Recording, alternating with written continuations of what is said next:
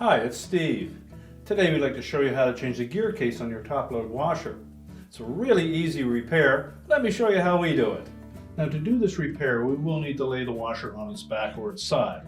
So before we begin, we'll start by turning off the inlet water supply, removing the fill hoses and the drain hose, and also disconnect power to the washer by unplugging it. And then we're going to pull it out far enough so that we have room enough to tilt it on its back and we can do the repair. Now before we lay the washer on its back, we're going to tape the lid closed because it's a fairly heavy lid and they are spring loaded. So just take a piece of duct tape and make sure it's secure, and then get some help so that we can pull that washer far enough forward and we can lay it gently on its back. Now with the washer safely laying on its back or on its side, we're next going to remove the cover for the pulleys and belt. So using a 5/16 nut driver, we'll remove those two screws.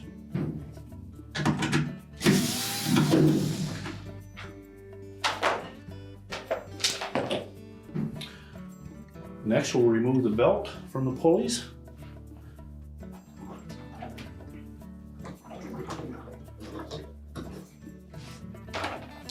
Set that aside. And then we'll remove that nut for the large pulley. So using a 1/2-inch socket, we'll loosen that bolt. You'll need to give it a sharp snap just to loosen it.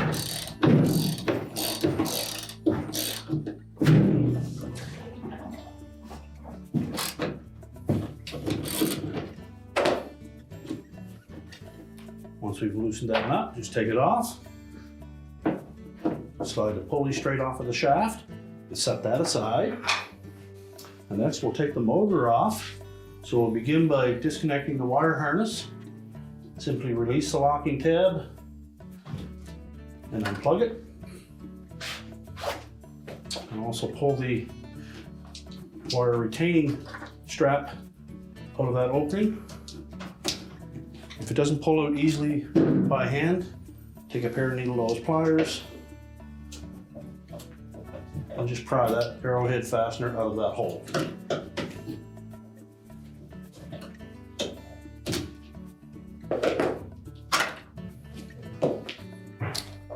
Then we'll remove the 2 bolts that secure the motor to that housing.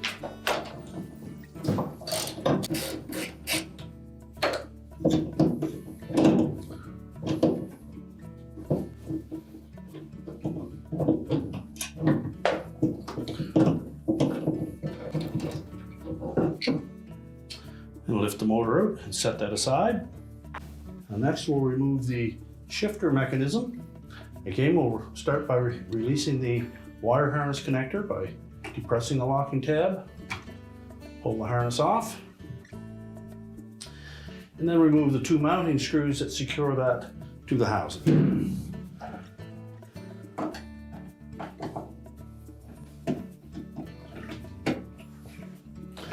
And just carefully lift that away from the housing and set that aside. So next we'll remove that splutch assembly. Simply grasp it and we'll turn it counterclockwise. That'll release the 4 legs from those slotted openings. Lift the spring off and just set that assembly aside. Now next we'll remove the start capacitor. We need to lift up slightly on that and rotate it counterclockwise.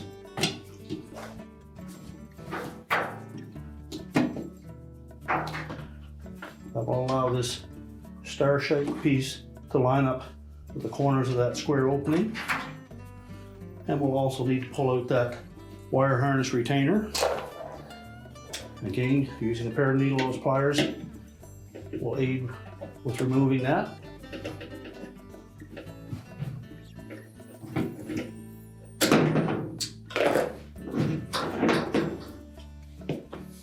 And then remove one last wire harness clip at the bottom, and that just fits onto the edge of the housing.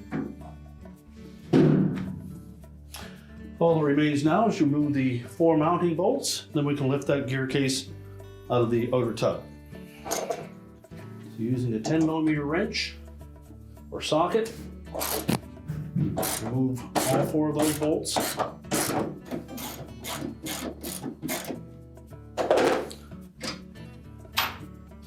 So if you find that will not pull out easily, you may have to tilt the washer back up and remove the inner basket.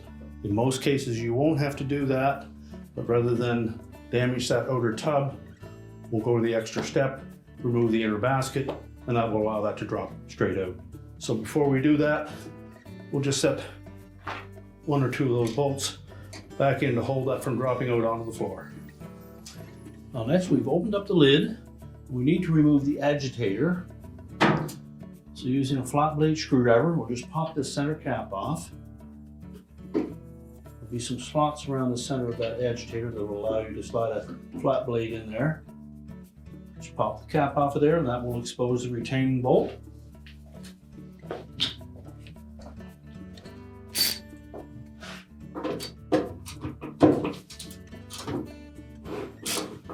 You may need to hold that agitator in place while you remove that bolt or loosen that bolt.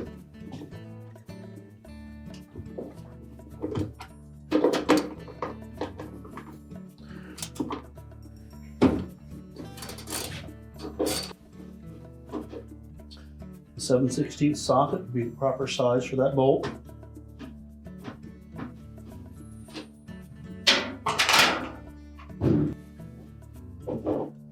And just lift it off of the spline, remove that and set it aside. Next, we'll remove this fork-shaped portion. Simply pry it with a flat blade screwdriver. You may need to give that just a little tap to finish knocking it out. And once we remove that fork, you should be able to just rock that tub enough.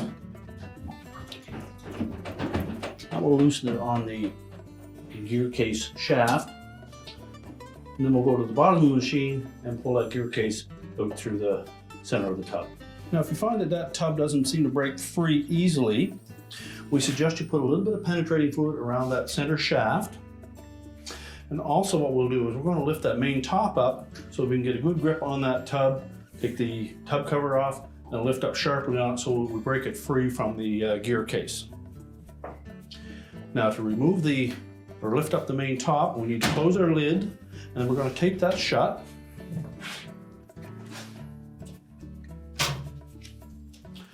Just take a piece of duct tape, tape the lid shut, and we're going to remove the two screws that secure that whole main top to the back panel.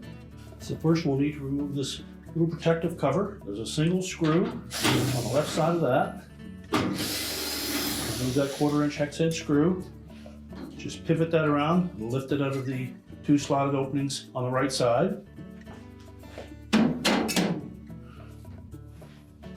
then we're going to remove these two screws that secure that back panel support to the main top. Again, the 1/4" hex head screws.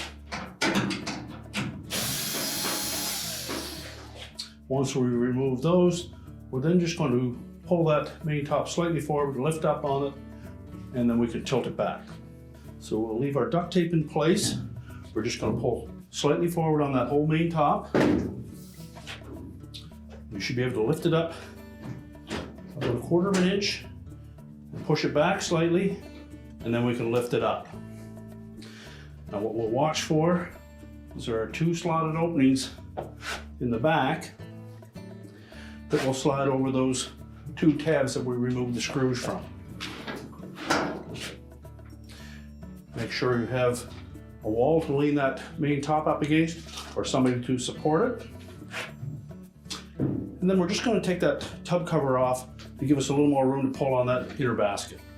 So we just push down on that top and pry out to lift it away from that tab, and just do that around the perimeter of the tub until we release it.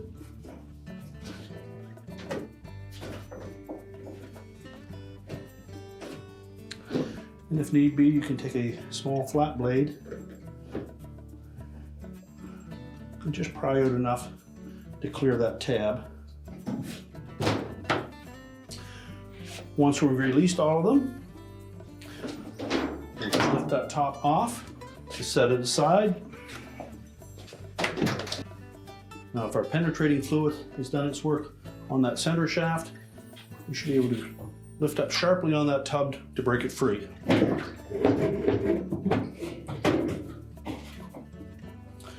Once we've broken it free, you can either leave it in there or pull it out completely.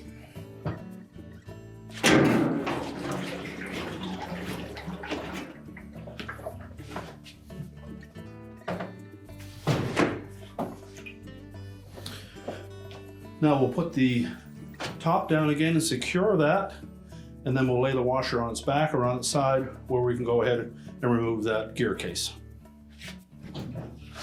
Putting the top down, let it sit down into place, pull it slightly forward until it drops down flush along the side, push it back until it locks in place, and then secure it with one or both of the screws on the back. And once we have all 4 of those bolts out, we'll simply grasp that housing and use caution because there may be some sharp edges on that steel, so you may want to use some protective gloves.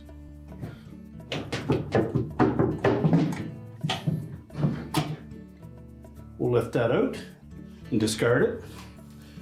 Now with the gear case removed, we're next going to clean this opening, remove any debris, make sure that there is no damage to that opening.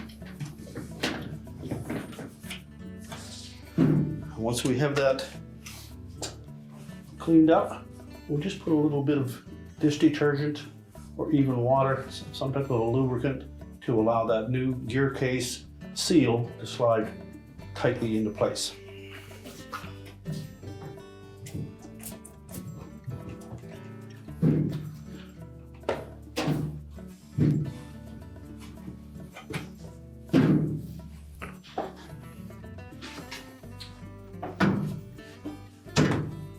You can also lubricate that seal itself if you wish.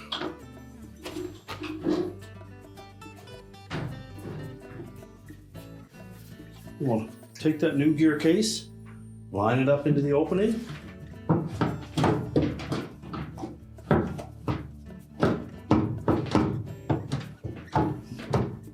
Just rock it gently into place.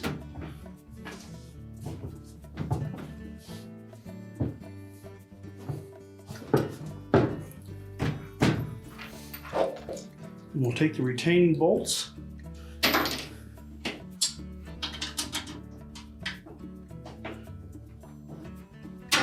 and we'll just bring those up snug to that metal case.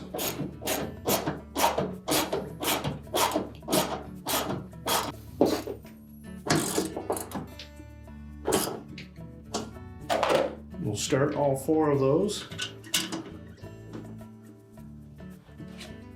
And then we'll tighten them individually, but in sequence so that we don't jam that center seal and cause a potential leak.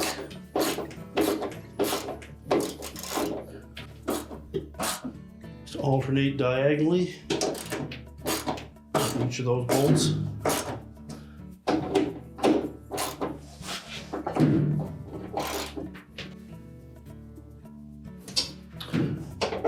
And just make sure they're all nice and snug.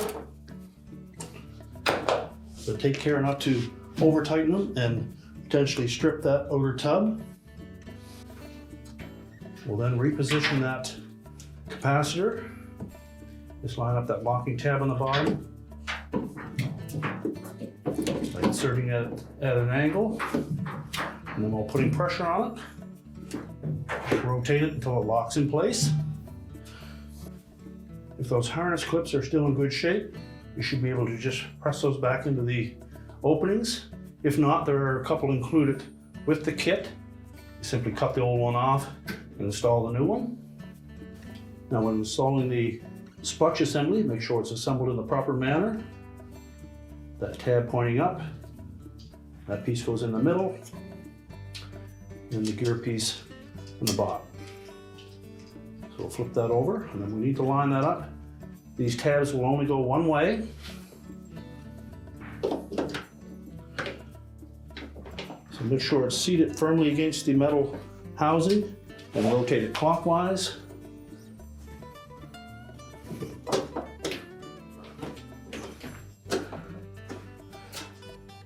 Turn it as far as it'll go clockwise. Verify that the shift mechanism works properly.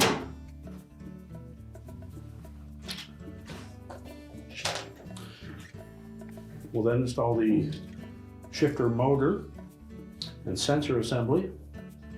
So we simply need to line that up. The sensor fits over top of the flywheel in behind. The locating pins fit into these two holes, and the shifter lever should fit into that slotted oval opening.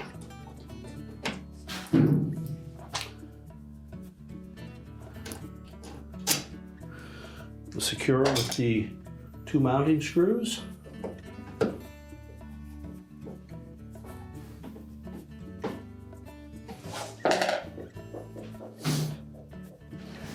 Remember to reconnect the wire harness to the shift motor and make sure that the locking tab engages. Next, we'll install the drive motor.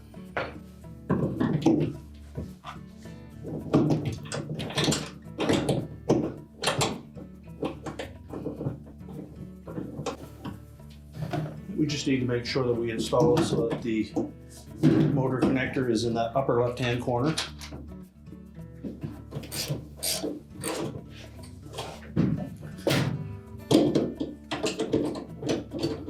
Just tighten both of the bolts.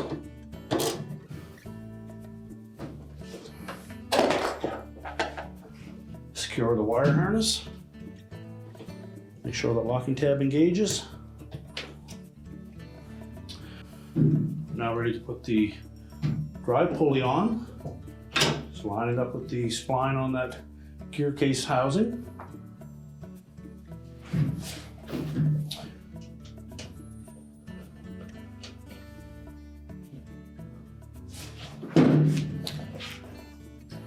And we'll tighten that nut. It's difficult to hold that pulley in place, so we'll snug it up as best we can, and just give it a sharp rap with a soft face hammer. And that will lock it in place. So next we'll install the belt, fit it onto the motor pulley first, and then rotate it around the driven pulley.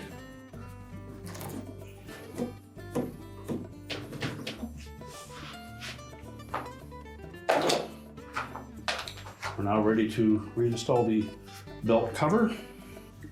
Then we'll line up that locating tab with the hole in the side of the housing.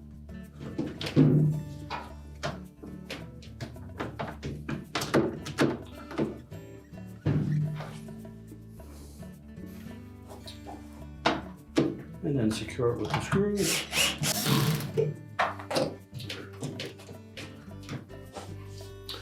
And now we're ready to stand the washer back up, and if you've removed the inner tub, we'll need to put that back in place. Now with the washer back on its feet, we'll next need to raise that main top again. So we remove those screws that we had temporarily installed on the back. We'll pull the top forward again.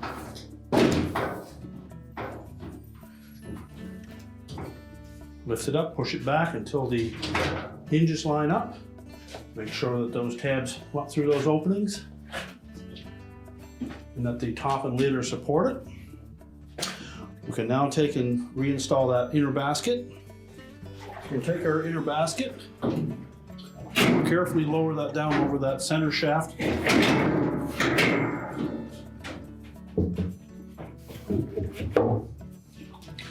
Line up the spline and make sure it fits all the way down onto that shaft. So with the basket firmly seated onto that gear case, we can then put our tub cover back on. I want to make sure that we line that up. And if we look around the edge of this tub cover, you'll see that there is an inner lip and an outer lip. And we need to make sure that the outer tub fits into that groove all the way around.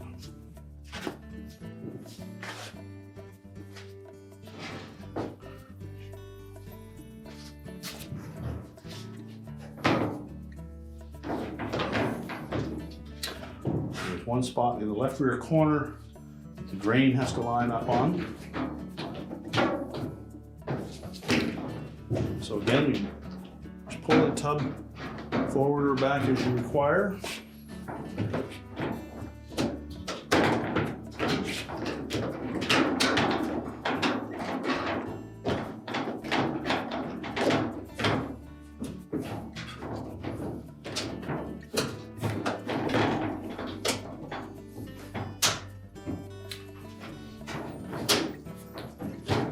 just work your way around. Make sure those locking tabs engage.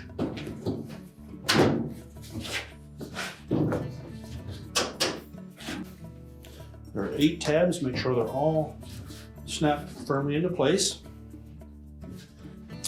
Now our next step will be to secure that inner basket to that gearcase housing using the fork that we removed in our first step.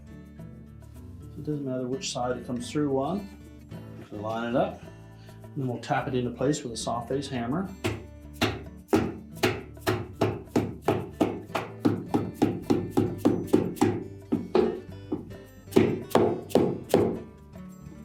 Simply lower down the shaft, line up the spline, and it should sit down flush. And then we'll install the retaining bolt.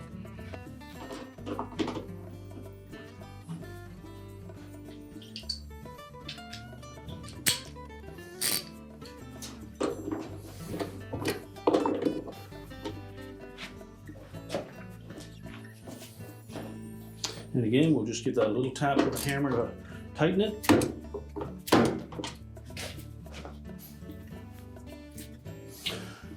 Now with the bolt snugged up, we'll next put our cap back on.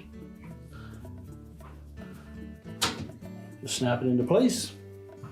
So lower the top and the lid together.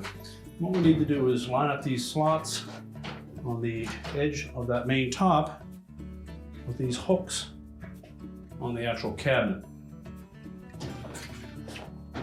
So they'll be slightly forward of that. They'll drop down so that they're flush. Push it back to lock it in place, and then we'll secure it with the screws on the back.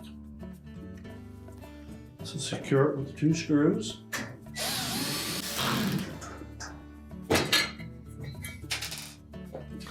Reinstall the cover, making sure those 2 tabs fit into these 2 slotted openings. Pivot it around. It should tuck into that opening in the console. And secure it with the 1 screw. And now we're ready to push the washer back into place. We're now ready to push the washer back into place. Reconnect the inlet fill hoses, turn them on to make sure we have no leaks. Reconnect the power, and your repair is complete.